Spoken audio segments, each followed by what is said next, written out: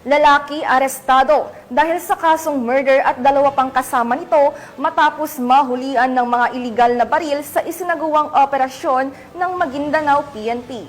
Patrolwoman Maricris Algabre, ibalita mo. Arestado ang tatlong sospek kabilang ang isang provincial top 8 most wanted person sa kasong murder at paglabag sa kasong R18591 sa isinagawang operasyon ng mga personahe ng Maguindanao del Norte PNP sa Barangay Poblacion 9, Cotabato City nito lamang ika-20 ng Oktubre taong kasalukuyan.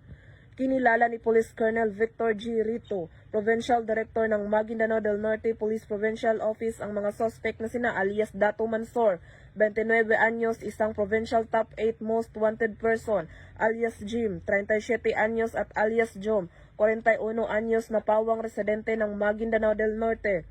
Arestado ng Maguindanao del Norte PNP at AFP ang akusado na si alias Dato Mansor sa bisa ng warrant of arrest sa kasong murder na inisyu ni Honorable Rainera Pariha Uswa, presiding judge ng RTC Branch 28 Midsayap, Cotabato noong January 3, 2022 na walang inirekomendang piyansa, habang inaristo naman ang dalawang kasamahan nito matapos makuhanan ng mga iligal na baril. Ang mga suspect ay kasalukuyang nasa kustudiya ng Cotabato City Police Station 2 at haharap sa kasong murder at paglabag sa Republic Act 10591 o Comprehensive Law of Firearms and Ammunition Regulation Act.